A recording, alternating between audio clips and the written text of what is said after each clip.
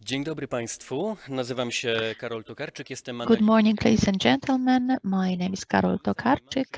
I am an economic analyst for Insight Policy. Welcome to the conference, the new reality, challenges for the cohesion policy and evaluation in the post-pandemic times. Before we pass on to the debates, at the conference, I want to request the opening of this conference, Waldemar Buda, Minister Waldemar Buda, the Secretary of State in the Ministry of Funds and Regional Policy. Thank you. Good morning. Good morning. Thank you very much for attending the conference in the formula that is possible, namely online.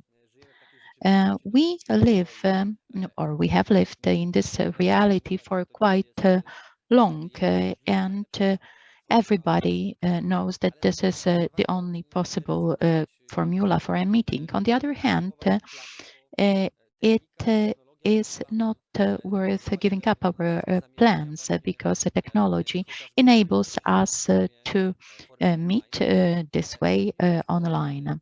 Ladies and gentlemen, this has been like a dozen of such conferences, and at such an exceptional time, we are discussing the evaluation of the use of European funds, their impact on the economy, accounting for what happened during the last year, that is the pandemics, and the obvious impact on the economy of the particular EU member states. I believe that this is the first moment of this big challenge in the difficult conditions that we have to analyze what has happened and how we responded, also using the European funds. European funds, the cohesion policy funds, allowed the mitigation of the negative consequences for the economy. We have the macroeconomic indicators like GDP drop, and this is quite obvious that in every member state such a negative impact can be felt. And on the one hand, it can be said that this is a recession, while on the other hand, we know that in comparison to our other European member states, the result of Poland is really not bad, because in some countries the GDP growth was a GDP drop, sorry, was a two-digit drop.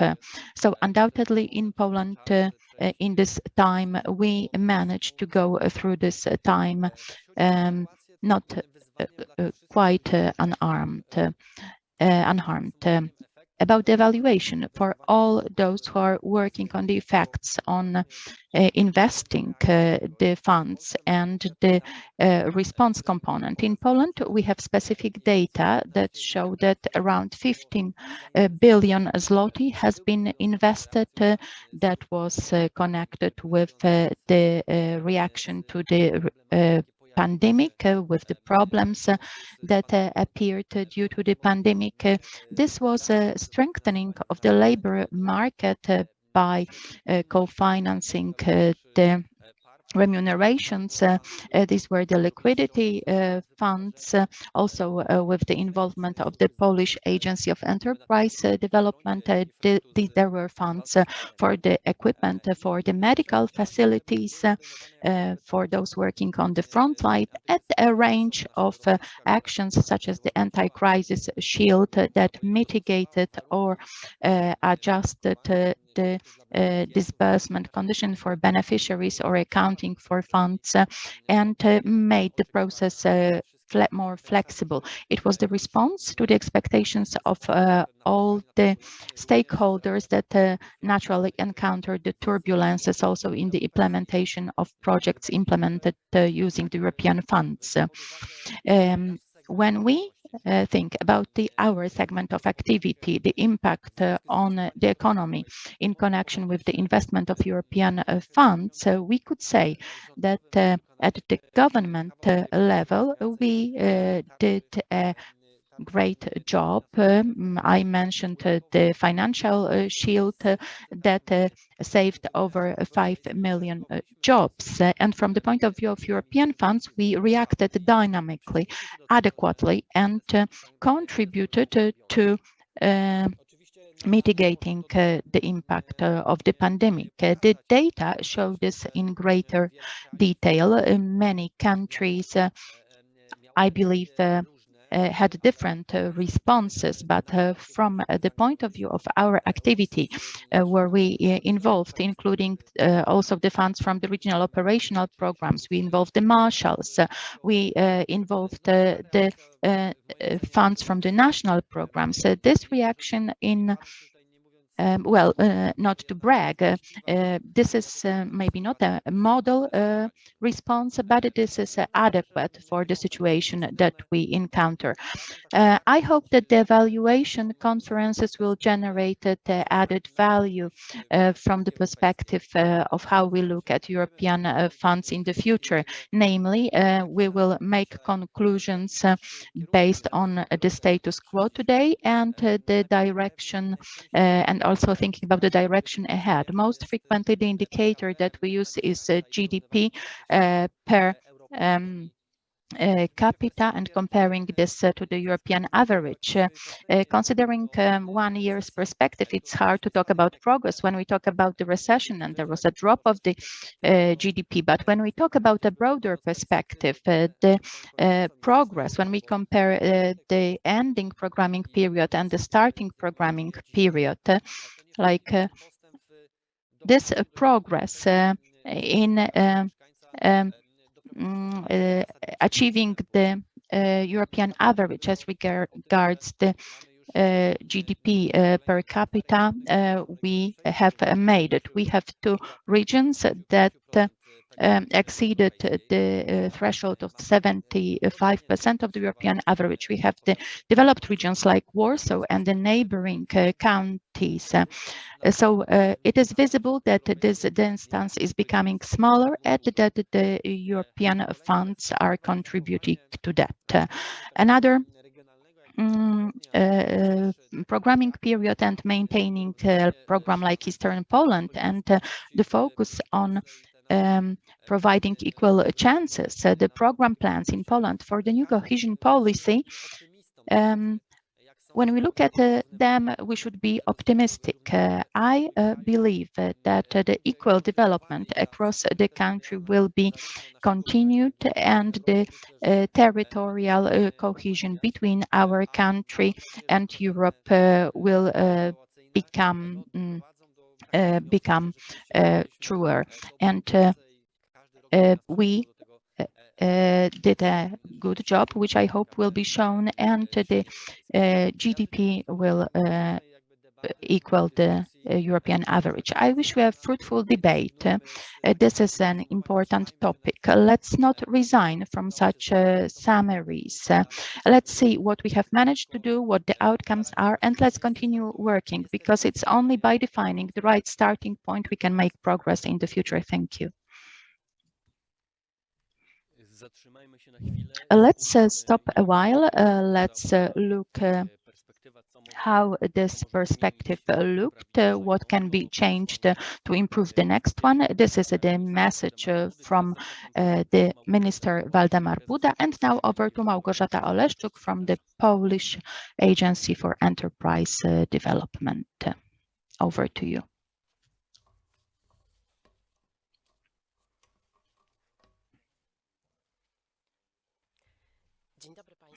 Good morning, ladies and gentlemen. Welcome at today's conference, a conference which, as the minister said, is different. This is an online conference, or maybe it is not different. Maybe we have already got accustomed to meeting people this way. This is not the first meeting like that. We have been meeting like that for almost 18 months. Still, well, this is shows you what times we are living in, what is happening in Poland, in Europe, and in the world. I want to welcome everybody, the co-organizers of the ministry, representatives of the Ministry of Funds and Regional Policy, headed by Minister Waldemar Buda, and the National Evaluation Unit. Well, a warm welcome to all the guests from abroad. So many of them attending from the Visegrad Group, from Croatia, Slovenia, Latvia, Spain, Germany, the Netherlands, Bulgaria, Romania, and also Chile, Jordan, Jamaica. If also the representatives of other countries joined us in the meantime, a warm welcome to you as well. I want to welcome the speakers and the panelists, and I want to welcome all the participants of the conference who are attending in such big numbers. It's 500 of us attending. This is a sign of the times. Probably if we are meeting at a stationary conference, not everybody would be able to attend. We are here among experts, evaluators, researchers, and policy analysts, scientists, administration employees from different levels, local administration, national administration, regional administration, European administration, different people, different positions, people, ministers, deputy ministers, marshals of the voivodeships, but also the heads of units and employees from other levels, representatives of the NGOs, but also observers and those who sympathize with evaluation and cohesion policy. This international evaluation conference, like the minister said, organized for the 14th time. The first time we met back in 2005, is a regular part on the agenda of events important for cohesion policy. This is a time where we share the results of studies, where we assess the values that come from the actions we undertake, but we also discuss the values that will be expected in the programs to come. Evaluation is the process of finding the best solutions, thanks to accumulation of data and knowledge. In the area of policies and programs, evaluation is described as an invitation to development. This metaphor was used by Professor Helen Simmons, a British theoretician of one of the evaluation topics, and evaluations lead to obtaining good quality data. It also serves the purpose of sharing knowledge, and as a result enable proper reactions to the identified problems or new needs.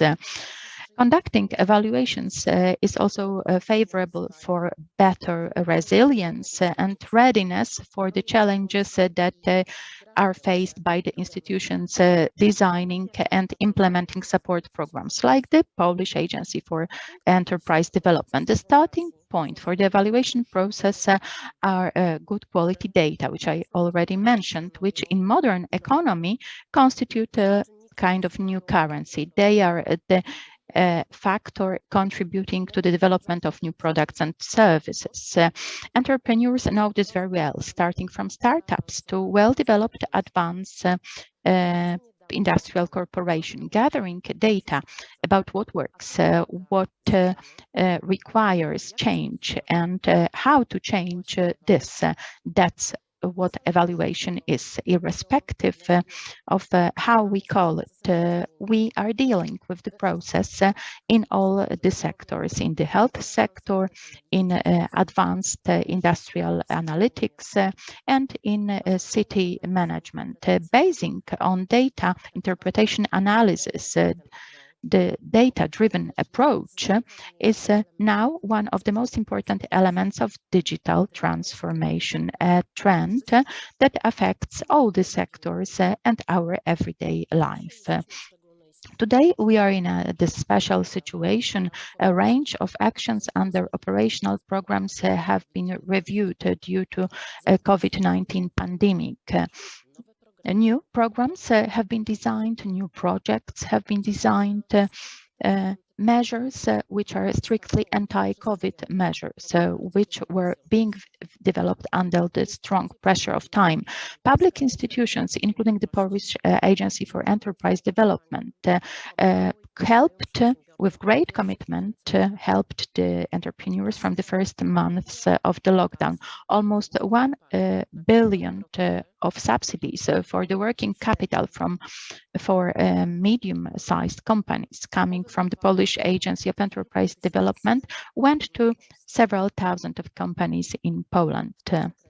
In this scope of support, but not only, also in education, health, culture, labor market, all the eyes are now on evaluators, on data analysts, wishing them to help how much the actions undertaken were effective, how much they mitigated the social and economic impact of the pandemic. The results of the first cycle of observations will be made known today during the discussions of experts and during the presentations. However, the new reality that has been around for almost 18 months is a big challenge for evaluation studies, practically cut off from in-field works, from physical access to respondents. Paradoxically, it is during the pandemic and uncertainty about the length of the past pandemic period, data is analyzed almost in real time. Knowledge coming from the studies remains very important. Without this knowledge, it is not possible to program and launch the huge package of support actions for the years to come under the cohesion policy and the RRF. You will hear and talk about the ways how to manage in this new reality on the second day of the conference. The new methods, the remote techniques maybe will stay with us forever. Ladies and gentlemen, I wish you a fruitful conference. I do hope that the remote formula will not limit in any way your possibility to participate actively, to listen to the lectures and speeches as well as the panels. Thank you, and I wish you a fruitful conference. Thank you. The meaning of data in economy, the help from the Polish Agency of Enterprise Development, and of course evaluation. That is the main topic why we are meeting today. These were the strongest accent in the welcome from Madam Chair Małgorzata Oleszczuk. Thank you very much for opening this conference. Before we pass on to the first debate, just some housekeeping comment. You can ask questions in the Q&A at Zoom. You can also raise this virtual hand, which you can see at the bottom of your screens. And we also have the questions that you asked in the form on the website of the conference. We shall be starting the first debate shortly. We all know, and it has been actually emphasized by our guests at the beginning, so the minister and the president, that the pandemic has been lasting for year and a half. Well, time flies fast, and to say that it affected us is like saying something very obvious. So we are facing the effects of pandemic, especially in health sector, but we will also be discussing the social and economic effects of COVID-19. In the beginning, our experts will talk about the effects of the pandemic and which public institutions, international and national Polish institutions are able to tackle those effects. We will be talking about the interventions under the European funds. Well, it is also an opportunity to share our experiences. It is also an opportunity to identify the challenges, post-pandemic challenges. Let me put it this way. And it's about the challenges that are faced by the European Union, Poland, other member states. We will also try to establish some answers to those responses to those challenges. That's very important because in addition to the fact that individual member states are negotiating their policies with the European institutions, well, we are also launching the money under the National Recovery Plan. And that brings us to our first debate today. So the social and economic consequences of COVID. And our guests will be Professor John Bachtler, a professor of European Policy Studies at the University of Strathclyde, director of the EPRC Delft, and director of EPRC Glasgow. Hello. We also have Balazs Szepesi, so the head of economic schools in the Mathias Corvinus Collegium. He was the deputy state secretary in the economic development in the Ministry of Innovation and Technology in 2018-2020 in Hungary. Hello, welcome. Welcome, good morning. We also have Piotr Arak with us. He's the director of the Polish Economic Institute. Good morning. And Piotr Żuber, representing the Ministry of Funds and Regional Policy, and importantly, the Faculty of Geography and Regional Studies of the University of Warsaw. I would like to welcome all our panelists. We will start with Professor John Bachtler. In one of your publications, in the beginning of pandemic, you have analyzed the strategic areas of intervention under the cohesion policy in which the EU funds were to be used to counteract the negative consequences of COVID-19. How do you evaluate this diagnosis in retrospect? In your opinion,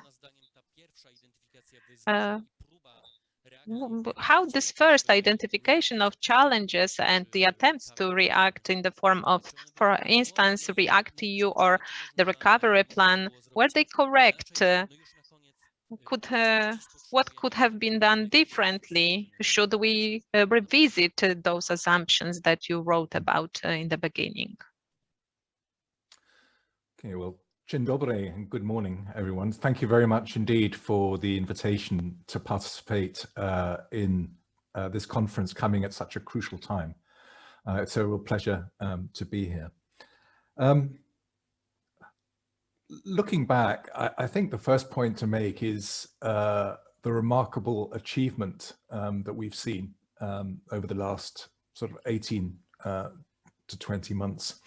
You know, if we look back to the Finnish presidency in late 2019, the EU was deadlocked in terms of its budget and policy negotiations for the new period. And that continued into the early part of 2020. And of course, then the pandemic struck. And since then, from a cohesion policy perspective, what we've seen is first the emergency measures introduced by the coronavirus response initiatives, and then the supplementary package. We saw the multi-annual financial framework agreed, and with cohesion policy spending retained at a higher level than perhaps some expected during the negotiations. We have the bridging fund through REACT EU, and of course we have the Next Generation EU, and particularly the Recovery and Resilience Fund. So I think one has to recognise, particularly in a complex political economy such as the EU, what achievements that's been. Secondly, I think focusing particularly on the recovery funding.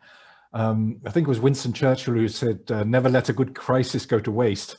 And in that sense, the EU hasn't let it go to waste, in the sense that it's given itself new tools, particularly with its borrowing powers.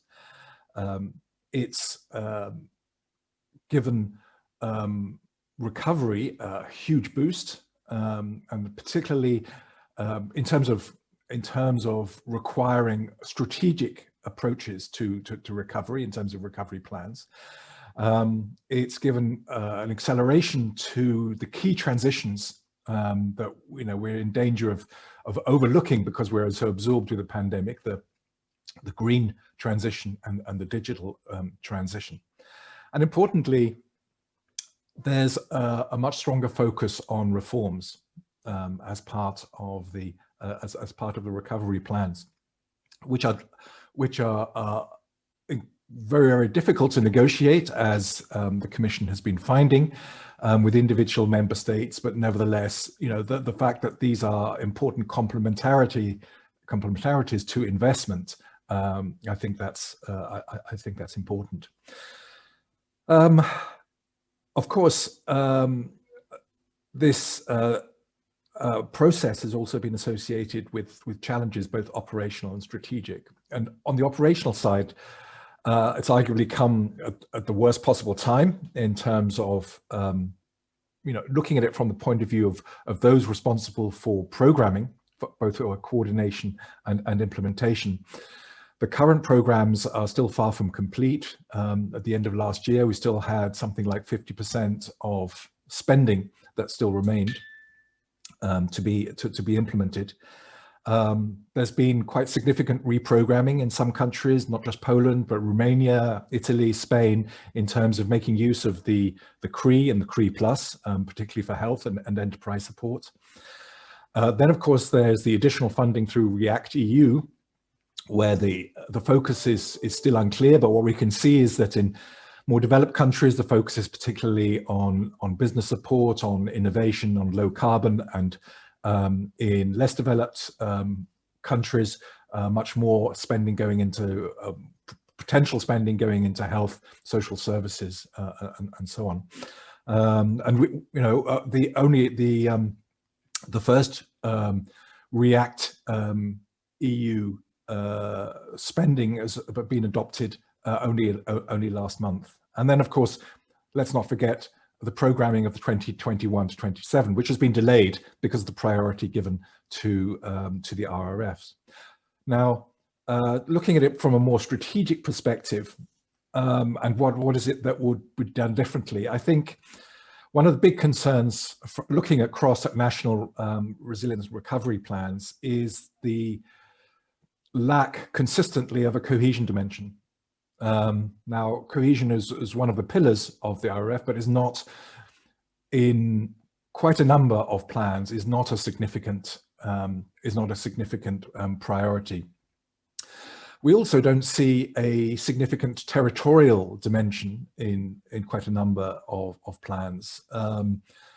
And it's questionable the degree to which regional and local governments have been involved, although they're often in the front line of having to respond to territorial development challenges. Now, of course, a more explicit dimension may well emerge, and it has to be acknowledged that some plans do give significant priority to cohesion, and there is a significant territorial dimension that is implicit, if you like, in the kind of spending that we're seeing.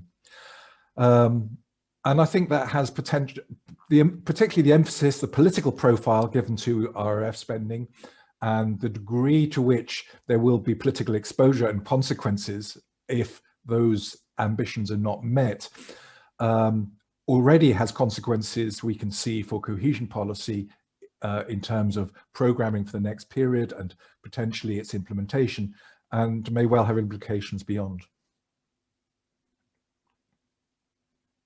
Tej szerszej perspektywy, Piotr Arak. So Piotr Arak, Polish Economic Institute. So fighting COVID is not just on European level, but also on the national level. And your institute has been monitoring the national response to the pandemic. Let's check the indicators, economic indicators. Well, let's face it, they are better than we expected. But which of the national measures were the most important? And can you see those? Can you see the role of the solutions co-financed by the European Union? Thank you so much. Thank you for inviting me today and for giving me the opportunity to speak in this great group of experts. And I believe that evaluating conferences are very important. It's good to debate. It's good to learn more what is happening in different segments of the policy in Poland. I have to say that one thing was very important in this crisis, which differed us from 2009 crisis. In 2008, I was a low-level employee of the ministry, and I remember that the general knowledge of what is happening in the economy was very low. And the data from the statistics office in Poland were really important, but they were coming really too late, and they weren't able to tell us what to do during this crisis. So restricting consumption, restricting some parts of the economics, and how that affects the enterprises and what is happening in individual sectors. Well, with the data, we would be actually able to respond very quickly, and then actually discuss those solutions with the lobbying groups. And what we managed during the crisis with the knowledge that we delivered to the decision makers, and I'd like to thank the companies, I can't really name them today, for sharing the private data of the enterprises to be used by the Council of Ministers. Well, up until today, we've been monitoring the economic situation. We do it in a reliable way that reflects the situation in the whole economy. Now, looking at the new sets of data in order to analyze frauds, financial frauds, which is actually, there is a system and a software in Ministry of Finance. Well, we've been observing the situation on the macroeconomics level, but also in enterprises. And that can be a signal that something wrong is happening in the economy. And that is something that actually differs the situation as in comparison to what happened in 2008. And that helped us to respond to this crisis better. And well, we are also doing, with the help of the National Economy Bank, help service among the enterprises in order to learn what is happening, what instruments are working,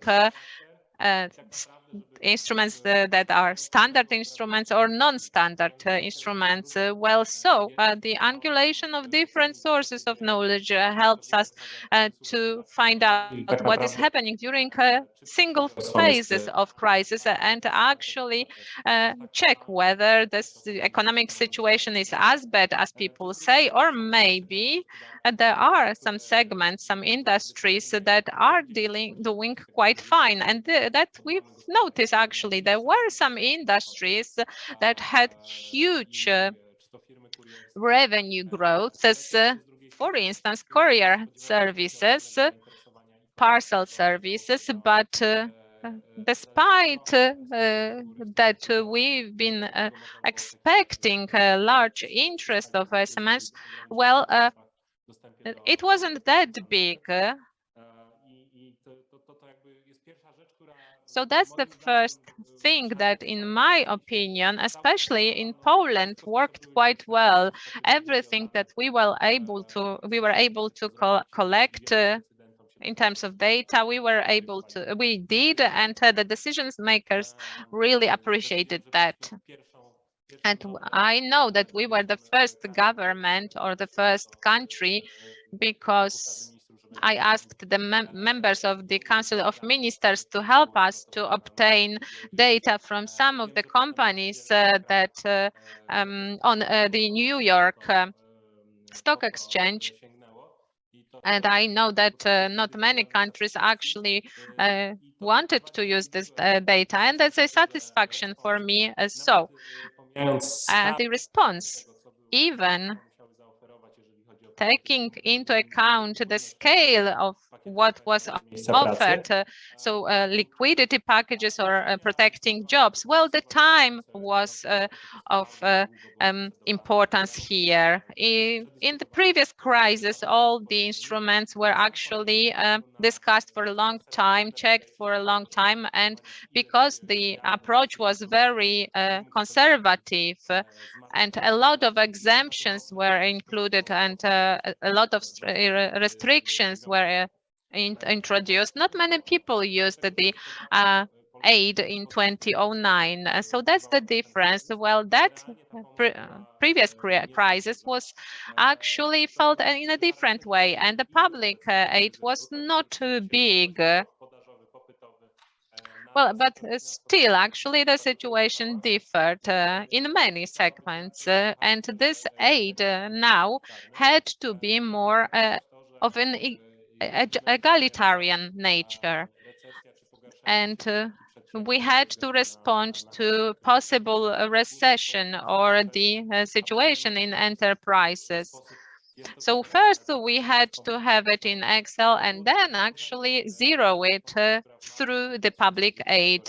And that happened actually with the solutions that were approved in March 2020, so that the enterprises were affected as least as possible. So that was the main goal, but this aid came with a condition. So the condition was that the employees were not let go, and if they receive liquidity package and they oblige to not to restructure or let people go. And the second condition was that those enterprises employ their employees full-time, so not as individual contractors. So those companies could not be the companies that optimized their taxes. They didn't really have chances to use this package because they were not real enterprises. On the other hand, for individual contractors, so the so-called precarious employment, so flexible forms of employment, well, they also have been given help during the first phase of the crisis. And those individual contractors, individual economic activity contractors also received some assistance. And Arbeitsgeld, so the aid for the salaries in the enterprises that lost revenues, well, that was used everywhere in Europe in different variants in many countries, in France or Spain. Well, and that works. Germany is actually has been actually using it since 1930s, and it turns out that it can function still. This reduced the working time of workers because they switched to part-time working, and half of the remuneration was covered by the state, the other half by the employer. As a result, the crisis on the labor market had a much smaller impact. Last year, we are one of the few countries where the employment indicator didn't drop, and there was only marginal growth of unemployment in Poland. There were fears that unemployment would grow to 10% or over, but there was public intervention that changed that. There were also other waves of the pandemic. Let me just add one sentence about European funds. The solutions were implemented on the national level later when the Commission introduced their mechanisms. And we must remember that the Commission is not a crisis response body. Because there is the consensual process of arriving at certain solutions, or the European Council. So the same mechanisms were co-funded later by the EU. I know that this money also went to businesses and to working people. Excellent, thank you. This was the Polish perspective. And now over to Dr. Balazs, Szepesi. Every country during the pandemic faces its own challenges, but life can be tricky, and what is a challenge to one country today can be the challenge for another country tomorrow. So that's why it's important to exchange information, to talk about the experiences. And now a question. We look at the partners, our partners from the Visegrad group. How did fighting the pandemic and the fight with the social and economic impact of the pandemic, how does it look in Hungary, and how, if so, the European funds helped in the fight? Dzień dobry. I am very happy to join you today because of two things. More than 15 years ago, I was the first head of unit for evaluation in Hungary. So it's a very important topic for us that we discuss today. Secondly, I have a Polish name, Blażej Spiszki, or Blażej Władysław Spiszki. And last summer, before the pandemic, I learned also my boys that Poland is our brother nation. And for my younger son, the end of pandemic will mean that we can go again to Sopot for summer. And now I would like to share my screen. I made some slides to answer the questions. I hope I will be skillful enough for that. Yes. No.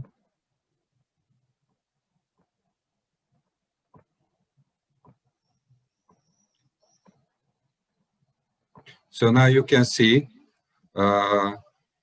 what is there, maybe not perfectly. First, if you look at the graphs, we can see that the pandemic was very similar in Poland and Hungary. We had the peaks at the very same time, and what is the difference that number of people got the virus was a little bit more in Hungary, following the statistics. And what we did, that's the second issue. These are the numbers. But if you look what we did, first, we were very strict against the COVID in the first wave. But looking back was not so serious than the second or third one. We closed the schools, the shops. The government went into the virus mode. And the economy had a great stop. a year ago. In the second and the third wave, the health situations was far more serious, but the economy could work far more better. And what is a special strategy for Hungary? It's key focus on vaccination. The Hungarian government made serious measures to get vaccine from Russia and China too. So now we have more than half of the Hungarian population vaccinated. That was our way of solution. And first about the economic effects. What is worldwide, the demand collapsed in sectors based on personal interactions, tourism, restaurants, movies, and so on. What is a finding that is important, that we had serious adaptation costs in the first wave. If you look back to the health data, now you almost cannot see the first wave. But for the economy, it was the most serious because we didn't know what happens, what to do. Even industry stopped for weeks because traffic in Europe was bottlenecked at the borders because supply chains cannot reorganize themselves. So it was the first issue that we had to adapt somehow. And in the second wave and the first wave, when the health crisis became really serious, even here in Central Eastern Europe, we were already prepared what to do with it. And those parts of the economy, industry, agriculture, that are not affected so seriously with personal interaction, could work far more better. Home office, restructured supply chains, these are the most important factors of this adoption cost. And if you look at the effects, yesterday I got data from a representative survey. These data are still not official, so it's a kind of gossip telling now.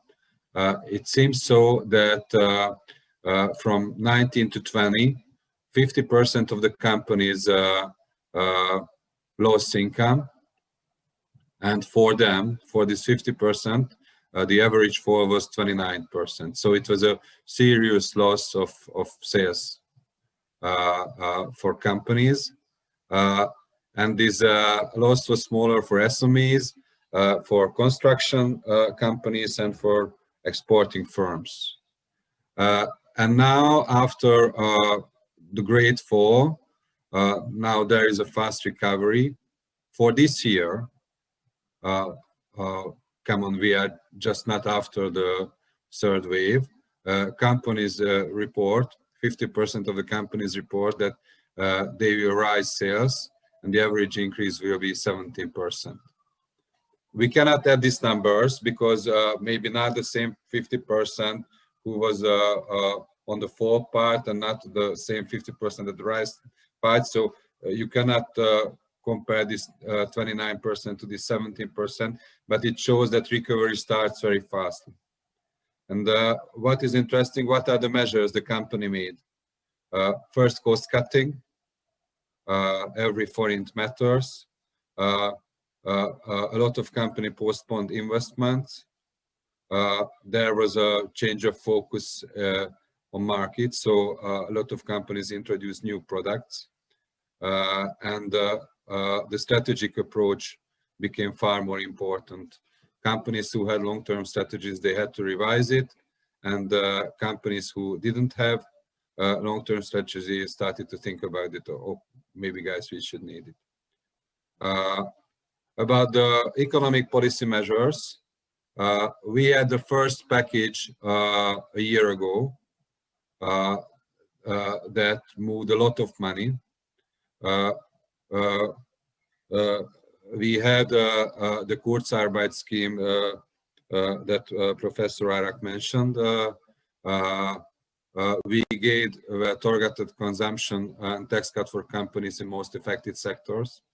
What was a core tool of Hungarian crisis management is the moratorium for loan payment, both for the families and the companies. And a lot of companies told in surveys and in interviews that it was extremely important for them to give liquidity through the finance system. We had a lot of new grant schemes to support SME development. Luckily, it went together with the next wave of cohesion policy grant schemes. And we opened a lot of different loan schemes for SMEs. And the 21 budget, that is the recovery budget, it mobilizes 12% of the GDP to restart the economy in several fields, from family subsidies to restart sport and culture, and of course, including housing, infrastructure development, and creation and maintenance of jobs. And the first issue is what are the social effects? 3 negative, 3 positive, and 2 neutral effects I would like to mention. The first social effect that we lost a lot in health, in mental fitness, in wealth. I think it will be a very nice social scientist exercise to calculate what was the loss because of the pandemic. That we'll miss from the budget of families, and that we'll miss from the motivation and energy of people. For example, I think a lot what it means that all the youngsters spent 1 year at home without their schoolmates. The second social effect, that poors lost more. Unemployment, that we almost started to forget, appeared again. Homeschooling was far more serious problem for families who could organize it in a more complicated way. And first result shows that the families where education is not a primary focus, the children lost more from their advancement in teachings. That may have a long-term effect we have to take care of. The third social effect, that perspectives become more foggy or cloudy. Instability and uncertainty appear in a lot of fields. In the last 5, 7, 8 years, I think it's true both in Poland and in Hungary that families and companies that learn that, okay, we have to work hard, but it seems so that the next year will be better than the previous one.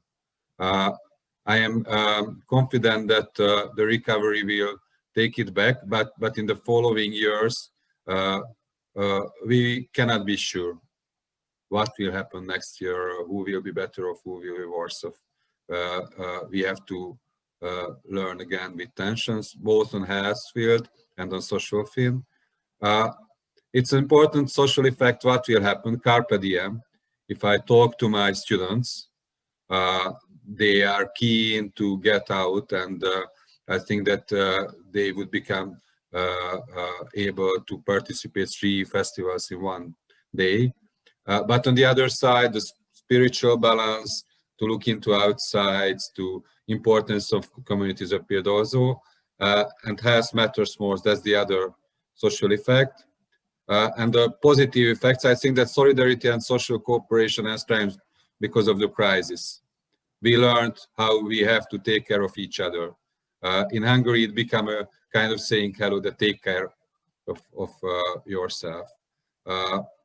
Now there is an eager motivation to restart life, in not only for youngsters, but for everyone. That may have very positive social effects. And not only because of home office, but because of new way of thinking about life, new models of work-life balancing will appear. So I think that our way of life will be different after the COVID and before that. And the last question you raised was what was the role of the EU funds? First, EU funds become far more flexible to utilize. State aid rules were not so serious. It was easy to reallocate between priorities of operative programs. Cohesion money became easier to use. And it was very great thing.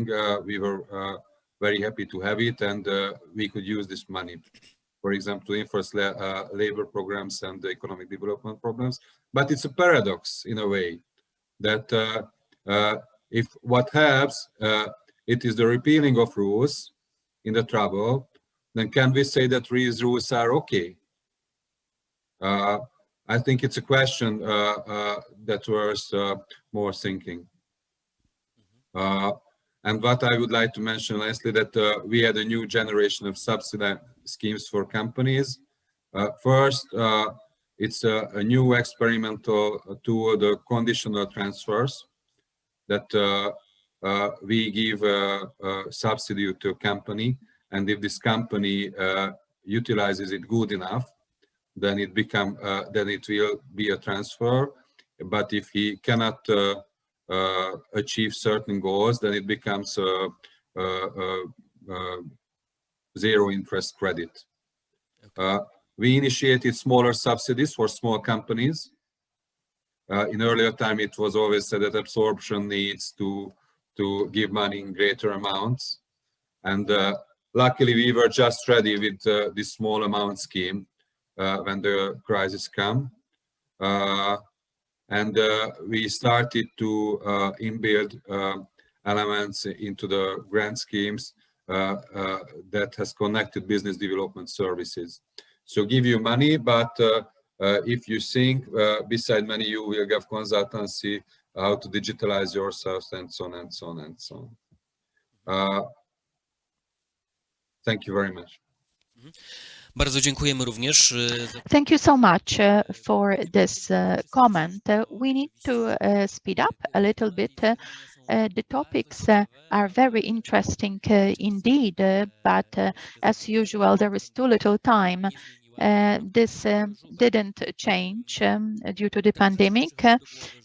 Dr. Żuber, apart from what we mentioned, apart from how the reactions changed and how the European support instrument changed, we can talk about a range of important changes mentioned by the experts. For example, quick arbitrary decisions had to be made. And the question is, didn't it result in stricter coordination at the central level? And the second question, z przyspieszoną transformacją cyfrową. I tu mam na myśli zarówno te usługi publiczne, jak i szerzej w ogóle całą gospodarkę. Jak pan widzi? We keep dealing with the effects in the economy. So how do you perceive those changes? Thank you so much. I believe that the changes that you've mentioned and the changes that were discussed by previous speakers, Professor John Bachtler and Mr. Balazs, Szepesi, well, they are deeper. Well, it's natural that today we are focusing on the direct effects of the pandemic and on different programs that help us that help different sectors and people to survive. But we are seeing a new picture of how the directions of the public policies will change, how the management of those policies will change. And the previous speakers mentioned that it's clear that we are focusing more on health than on increasing, boosting the competitiveness. We are focusing on those policies that help us to be part of the economic flow, but the cost is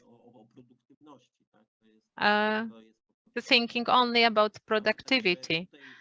Well, naturally, we are concentrating on the first part, the recovery, but we will be thinking more about resilience in a short while. So not about only building the competitiveness, but also to build it in such a way that we are not surprised by different shocks or problems that come not only because of pandemic, but also because of other events. So potentially this is beneficial for Poland and Europe. Well, the whole globalization will have a different form than today. So this is one of the areas of changes. So I am just signaling them very briefly, but it is being seen in the European policies. Well, not really in the cohesion policy, because this is just the new programming period, and well, this will come gradually. But there is a change in the way of managing EU and national funds, and well, the thinking of the national policies has changed. Well, this will happen at the cost of the local governments. Why? Because when we look at the area of health, when we look at the global effectiveness of the system, not just at the services that are delivered at a specific place, which is very important, of course, but we are more interested in the resilience of the system, whether the system can ensure proper protection, whether it is possible to speed up the vaccination process, and so on. So we are looking at the indicators on the level of the global system, not individual places or local governments. So this is more a systemic perception. So this management will be happening on the national or maybe European level. So therefore, different instruments that are launched right now, for instance, the European instruments, what we call the Resilience and Recovery Plan, which is an instrument. It is a very centralized instrument, and under this instrument we have various reforms of a structural nature. Therefore, there is no such so much space for a discussion that is happening in the cohesion policy, in the territorial dimension, local dimension, because the changes are of strategic and structural nature. Therefore, governments play a bigger role, as well as the dialogue with the European Commission plays a more important role. Therefore, the model of managing some of the public policies will evolve in the nearest future, and we just have to find a balance between what was done well before on the local governmental level and what will be done in the future. Thank you so much. You were right for you to actually leave the past and come into the presence and the future, because this is what we'll be discussing right now. We know that this is a crucial moment, and the countries are actually negotiating the partnership agreements and the national recovery and resilience plans. And the question is, well, you've mentioned that a little bit, so a recovery and resilience facility. What should be the crucial directions of the measures under the mentioned instruments? Well, this is the general question for all of the panelists, but please be very brief in terms of time. Well, that does not apply to Mr. Piotr Arak, because he will receive his individual question. Very interesting.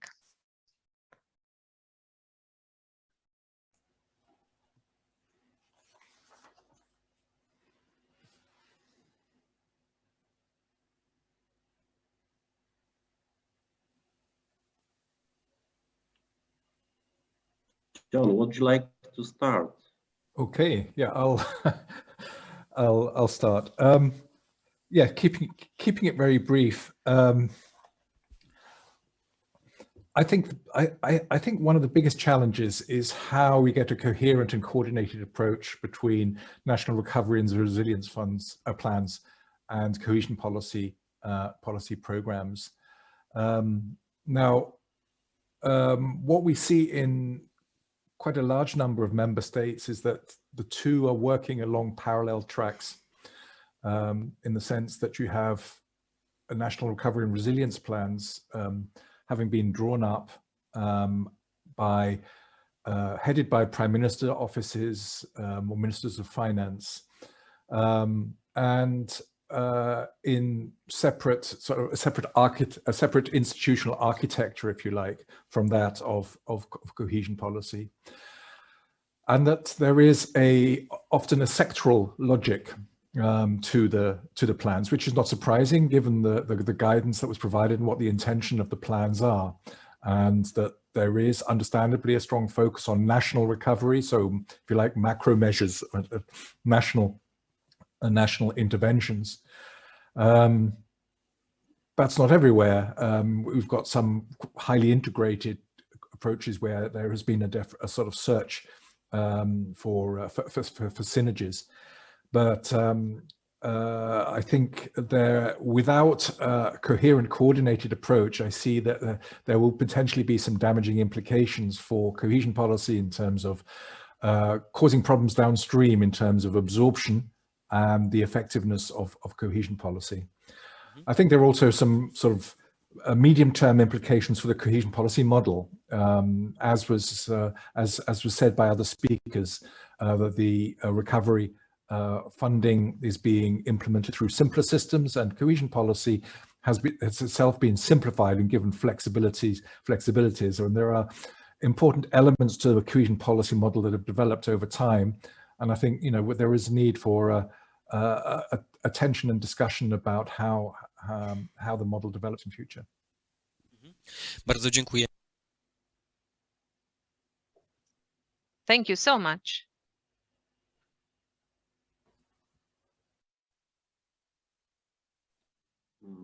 To czy ja mogę, czy czekamy na pana profesora z Szepesi?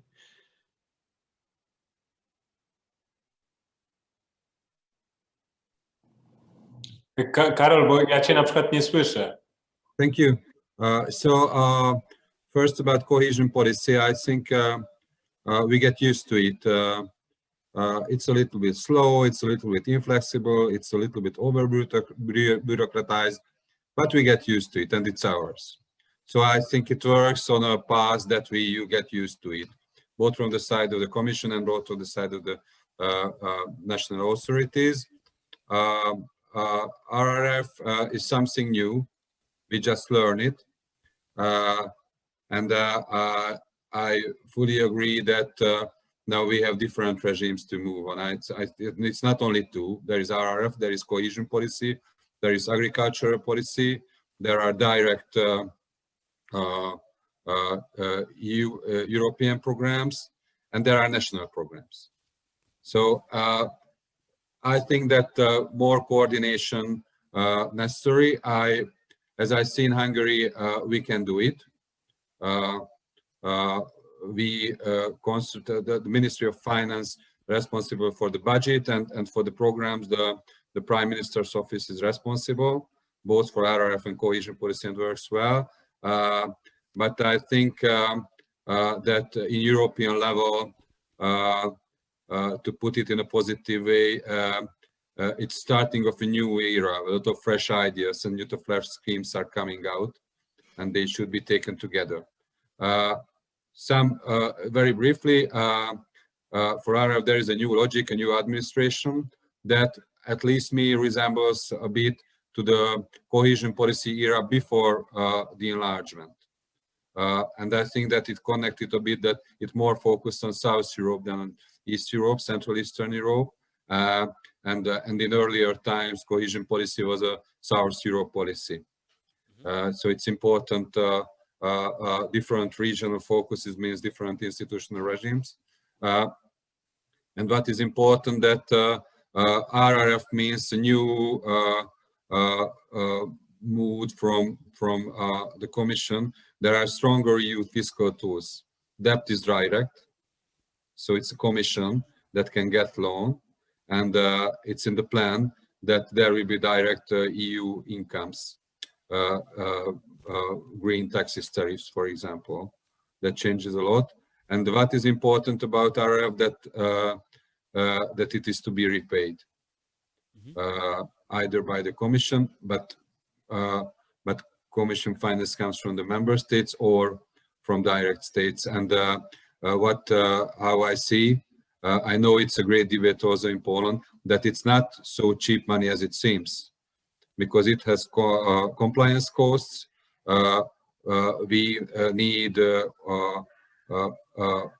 we get used to that. We have to invest 110 to get 100% absorption.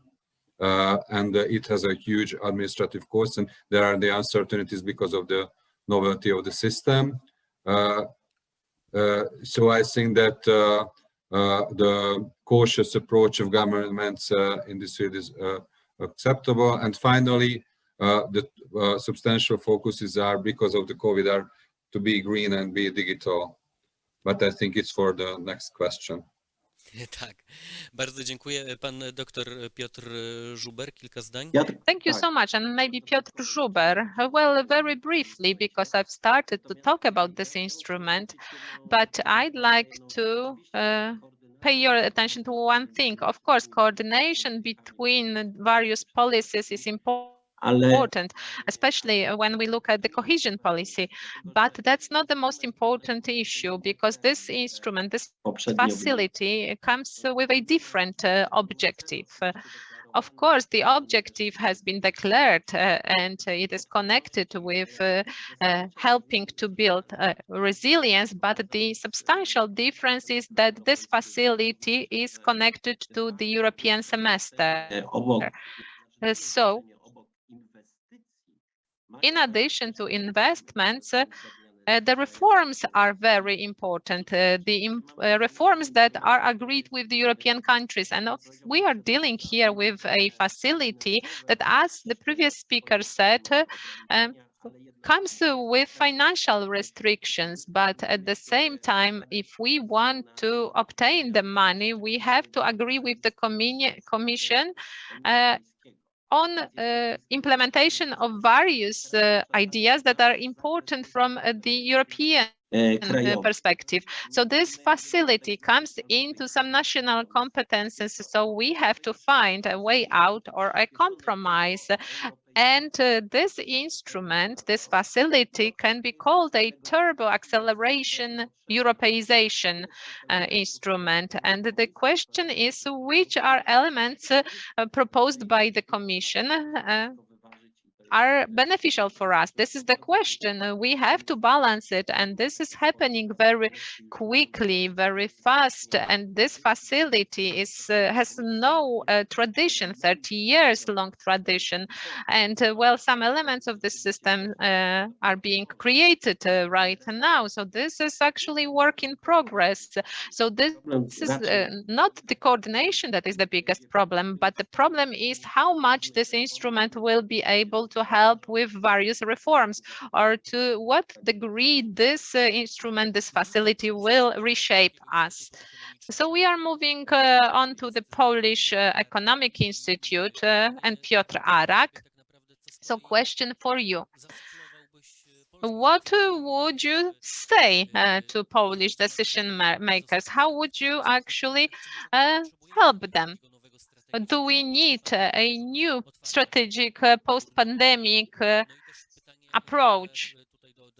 And what is the role of the European money here? How they can be used? Well, this is happening in Poland, and Piotr Żuber knows that very well. We know that the political and administrative process are often two different parallel processes, and they not always have points of contact, and not always they follow the same direction. And it happens that the European documents that were negotiated with the European Commission were a policy when it comes to nature, but they were more public policy documents. So the strategic documents that we've had in Poland for many years, they were more public policy in nature, not political. So they were not a super obligation to implement something like objective or goals. And they were general, more global in nature. And after a while, nobody cared about them. It has changed recently, and we know that pandemic has made it that every country would have to strive to update every strategic document because what we were thinking, it would be a linear development. So some indicators would change on the simple macroeconomic elements, and some processes will be continued. But we are not able actually to foresee any shock that can disturb the situation. And after every crisis, we should actually take out several books and actually think what has happened, what will happen. Some processes accelerate, some changes happened, or maybe the priorities changed and social priorities changed. And that is something that will be faced by everyone. And Polish strategic documents such as the responsible development strategy, well, the objectives and the measures will have to be updated and modified in post-COVID time. Because firstly, we are dealing with pandemic, but also the environment has changed. For instance, green policy in European Union has changed. A big acceleration happened here. Also in Poland, a few years ago, we were opening coal power plant, and today we are not constructing this kind of power plants because we've got climate ministry. So this process happened. Probably this will also mean that there will be a modification of the documents. But again, this will be an administrative process, not necessarily changing the higher priorities for the decision makers, the important ones, because they are elsewhere. They will not be referring to the items from the documents that were adopted before as something binding. And additionally, in Poland, we are dealing with this new opening up, namely the government presented a new document, rather of a political than administrative character, showing the directions of changes and reforms, the important projects to be implemented in the coming years, to some extent overlapping with the National Recovery Plan and the previous strategic documents, and to some extent also a new resulting from what happened during the pandemic. And the important thing is, and I'm seeing this also when talking to economists from other countries, but also when talking to people in Poland, is that the shadow of the founding fathers of the economic policy after '89 is very deeply rooted in our thinking, and that the fact that the paradigm changed, that there was a greater public intervention, much big spending, the fiscal expansion of the state, well, as a result, some people who have a more axiological approach to the economic policy have quite a problem. It's difficult for them to adapt to the new reality, where in Western Europe, the same politicians who 10 years ago, the same decision makers wanted Greece to save and wanted internal recovery programs, now they are doing something completely different. Yanis Varoufakis would believe this to be a great economic policy. And we just need to look at what is around the surroundings, and we need to know that the right response to question what to do, what economic policy to have after the pandemic is, it depends. There are periods when the taxes can be higher, periods when taxes can be lower, periods where there is more state intervention and less, and probably a moment will come where the regulations will be made more liberal, but probably not in the next few years, because the pendulum is now somewhere else. Thank you.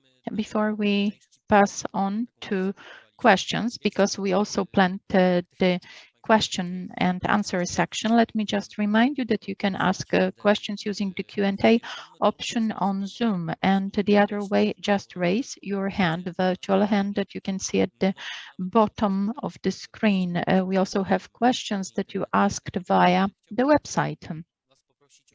I want to ask our panelists for a reflection about the future that we, of course, don't know. But we talked about the different possibilities, but there are also, like Donald Rumsfeld said, there are the unknowns, the threats that we don't even realize may come.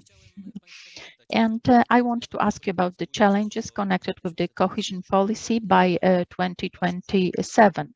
To what extent, in your opinion, they will be still connected with the impact of the pandemic, and to what extent will be going beyond that?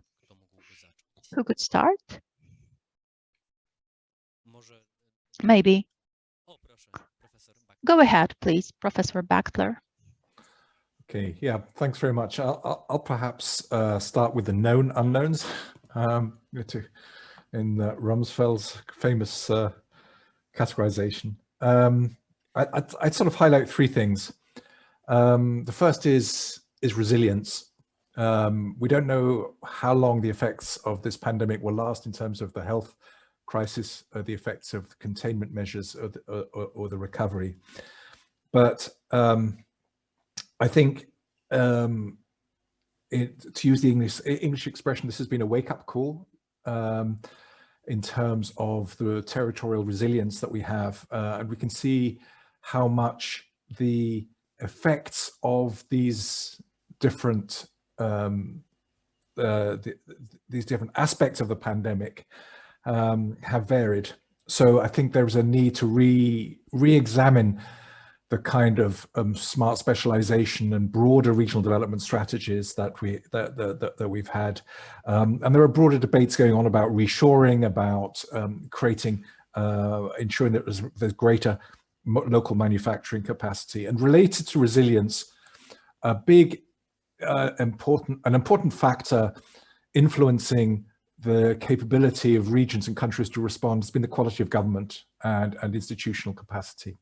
So that's the first thing. The second thing is the ambition of the green and digital transitions. I mean, these are not just potentially, but these will reshape the way we live and work. If we are going to get anywhere close to the kind of net zero ambitions as far as the green economy is concerned, and if we're to keep pace with the competitive challenges that digitalization offers. And again, there will be losers as well as winners. There will be opportunities, but there will be region social groups that will be that will be affected. And lastly, and linked to those the previous point is how citizens are impacted and how we engage with citizens. I think the point that was made earlier about the exacerbation of disparities, and particularly the social as well as economic impacts, is critically important. We've already recognized how much citizens are disengaged in some countries, and the need for cohesion policy, since that's of primary interest, to be much more connected. And I think one of the big challenges going forward is how we can with some sort of substance, develop ways of involving citizens and communities in the kind of decisions that we're making about the economic and social development futures. Thank you. Bardzo dziękuję. Może doktor Balazs. Thank you so much. Dr. Balazs, Szepesi, over to you. The years to come, how much will they be affected by the fight with the effects of the pandemic, or maybe we'll be going beyond that? I think that the pandemic will have a long effect. We are still not over the effect of the 2008 crisis. We even do not understand how economics changed because of that crisis. Look at the monetary policy, for example. I think it will be true about this crisis too. Some issues that what will change. I mentioned already that uncertain times are coming with many tensions. So flexibility will be crucial. What is not such a big change, but I think it will become even more important than before the pandemic, that it's not capital that lacks, but risk-taking and risk-sharing. That has a lot of consequences about how to finance companies. As we could see in a fresh paper of Bruegel, divergences are coming. So it's a great challenge. Divergences between countries, regions, divergences between sectors and between different business types. That is important issue, how to do it. I think the pandemic shows that we have different economic worlds inside Hungary or Poland. The world of successful champions, the world of firms that are deeply integrated into the supply chains, and the social economy, these are different worlds, and they will have different rules that must be tackled by policy. It's interesting that during the pandemic, that was a debate that the password "future is green" will go into brackets or will be emphasized. It seems so that this is the new language. This is the new paradigm, that we have to be responsible. And I think it's something that happens, and we have to adopt it. And the pandemic showed that the world will become digital. But I would like to emphasize about it that it's not a technical issue, mainly, but it's an organizational issue. What business models, what super services, what education, and what is important, that how will we finance small business and business without mortgage? That doesn't work for digital models. Because of the pandemic, social infrastructures will become more important, not only health. There will be more social tensions, so labor policies, social policies, education focusing on poorer parts of the society will become important. For Poland and for Hungary, there were two boosts of growth, for inclusive growth. Firstly, the Western labor market, and secondly, the German outsourcing policy. And it's not sure that these two policies will have momentum in the future. So we have to take care more how to keep our societies together. And finally, I think that it's not only because of the pandemic, but it shows that I think that a Central European age may come. There is a time for peak attack, and it means two things. First, companies, how Polish, Hungarian, Slovakian, Czech companies can be motivated and prepared enough to become core companies, not periphery companies. And we should start to think about how could we become not followers of EU policy, but initiators. And how could we, for example, I think that cohesion policy together with RRF in the future should be reformed in the EU level. And I would be very happy if Hungarian and Polish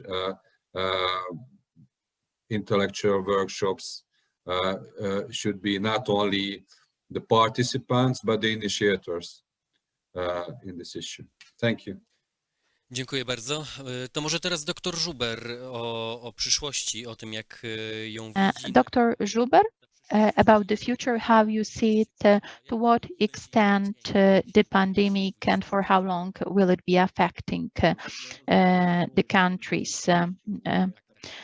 I understand the question is mainly about the cohesion policy, and there are more questions here than there are answers.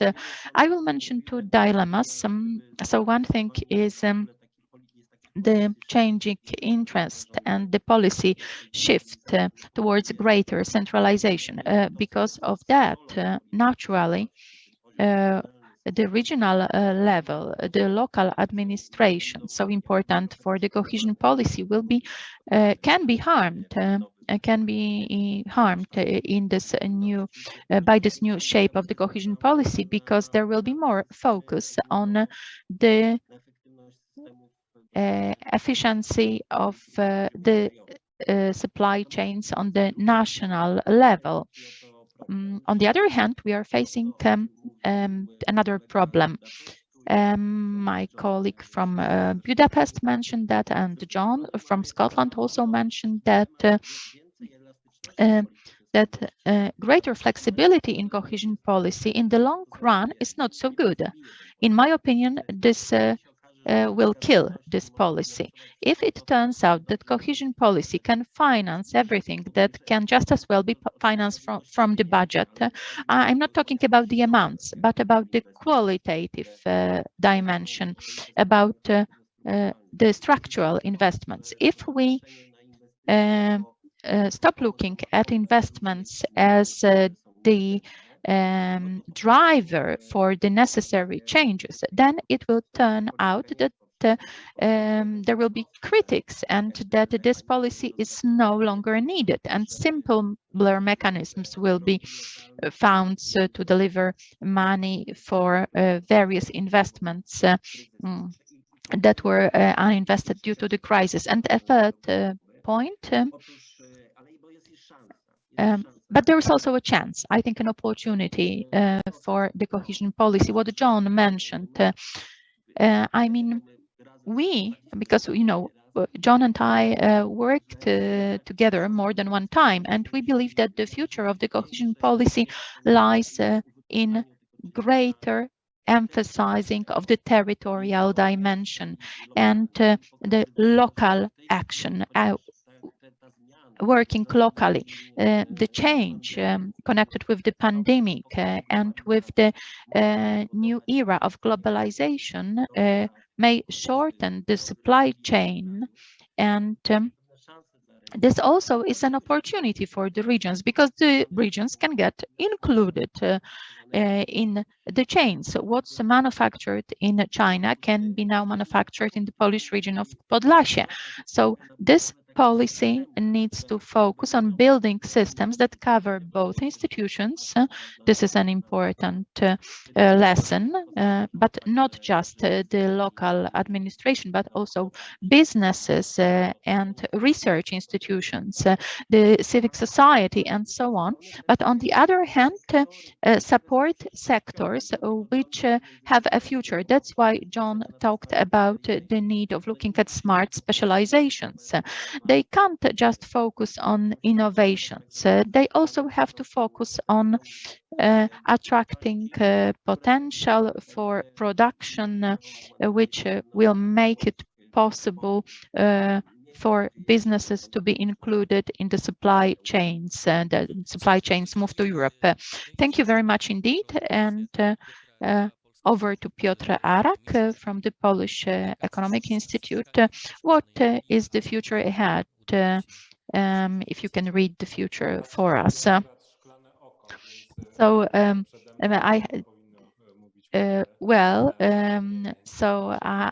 believe I can contribute here about the cohesion policy. The speakers who spoke before me, I think, clarified the challenges for the cohesion policy as regards spending the funds and the role of cohesion policy. The more important thing from my perspective is what happens outside cohesion policy, namely how the European money is spent and the new programs that are shaped after the pandemic to build European resilience in the strategic sectors. And this can be something where on the one hand, Western Europe, especially France, will want to create supply chains inside the EU for medicines, for the medical products, and I would want Poland to participate at least to some extent. On the other hand, there is the process of increasing innovation and create slightly different, I mean, safer supply chains for semiconductors and some metals, rare metals, I mean. And this means, among other things, like the process that got refreshed recently, negotiating the agreement with India. So these are the things that are next to the cohesion policy, but in the post-pandemic world, that they may appear to have much more important for shaping the framework for the economic growth inside the EU. The world has changed in the recent years, and the epoch of hyper-globalization, and where every year the share of commerce increased in relation to the value of the global economy stopped some years back at the same level. And at some point it started actually going down. But I think this means that the back of our heads will have different criteria than just commerce-related criteria, capitalist criteria, money criteria when making decisions. And the decisions will also be much more politically motivated than they were before. This is something that we need to remember as well. And this appears to be much more relevant. So just to add to what was said, because it seems to me that the EU policies, both the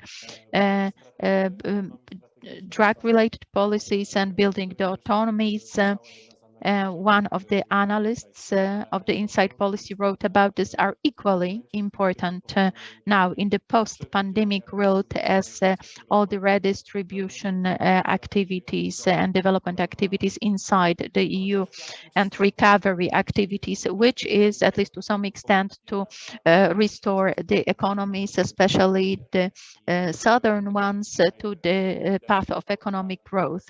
Today, the leaders of Portugal and Italy are urging all the states to ratify the agreements to be able to start the process, the internal guarantee process, because the recovery plan money is paid later, but first you have to invest your own funds, like get credit internally. So the pace is quite important. So that the end of 21 and beginning of 22 allows the economy to spring back. Thank you. Like I told you, you can ask questions for Q&A on Zoom. You can also ask questions personally by raising your hand. There is this hand icon at the bottom. It was also possible to ask the questions at the website of the conference, and we'll start with a question like that. I'm checking our time. We still have a little bit of time left, and this is addressed at Professor Bachtler. In your opinion, is there a threat that during the coming years, the failures in the economic policy or the projects implemented under European funds will be justified by pandemic? So failure to implement R&D, research and development. And the question is, will it be a foundation for expectations for more bigger public spendings? There's an interesting mix of questions there. Firstly, I think there will be significant difficulties ahead now, which there would be, I think, I think there'd be anyway. Firstly, we have some quite ambitious goals for the EU, and particularly in areas like the green transition and the digital transition. We know that these are not straightforward to implement. For some of the smaller programs in more developed regions where the programs essentially nest, or the priorities nest within well-developed national strategies, and they're essentially implementing initiatives with a high level of capacity that's less problematic. But the scale of ambition, particularly with the earmarked thresholds of spending, will not be easy. I mean, we know this. Secondly, once again, we're starting late, and we will be starting later. We started late in the previous period, but we will be starting late again. And I think many member states have said quite openly at for example, at last week's informal ministerial meeting, that the RRF has got priority, and so they've put back the process of programming and negotiating the partnership agreements and operational programs. We know that the bridging fund, the React EU, will not start to be implemented in many countries until later this year. So there are some, and all the while, as I said, there's the need to spend the current, the 2014 to 2021 program commitments and close the programs for 2023. So we have a complex mix of challenges. I think there is also then the unknown question of the knock-on effects of the RRF using what we call in English shovel-ready projects, mature projects that might otherwise have been funded under cohesion policy. I mean, I don't want to paint a negative picture, but the question was about failures and essentially difficulties. I think that inevitably, well, the evidence shows that if you have the capacity, you can manage programs fast, you can manage them effectively, and you can manage them legally in terms of with regularity. But we know that there is a lot of variation in administrative capacity across the EU, and they are then likely to be trade-offs between absorption, speed of spending, regularity, and effectiveness of spending. Dziękuję bardzo. Mam tu pytanie, które łączy się trochę z... Thank you so much. I have a question that relates to the beginning of our debate. It seems that this is the question for Mr. Żuber. Professor Bachtler has said in the beginning, he quoted Winston Churchill, that never let a good crisis go to waste.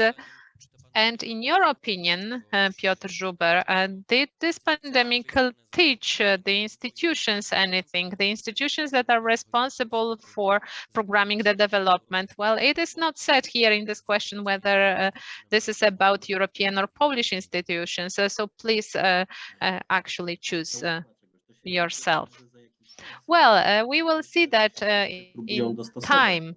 After a while, I believe that everyone has to actually adjust, and the focus on solving ongoing issues makes the institutions concentrate on the objectives, on the goals, and then select facilities or instruments or make them up.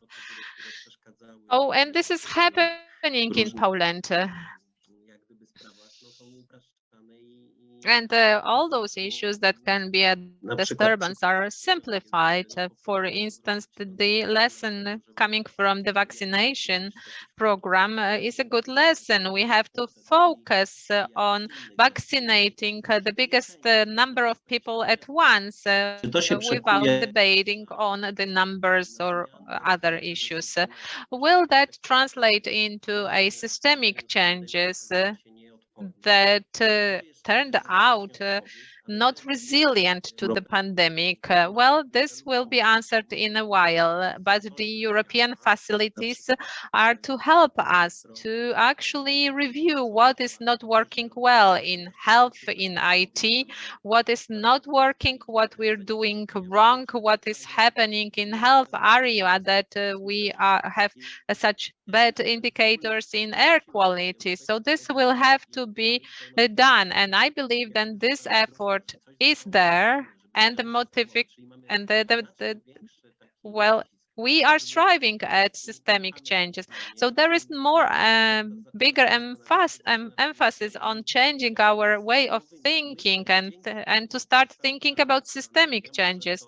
And with the help of that, I believe that pandemic will help us to make true what John has quoted and what Winston Churchill has said, that we should not let a good crisis waste.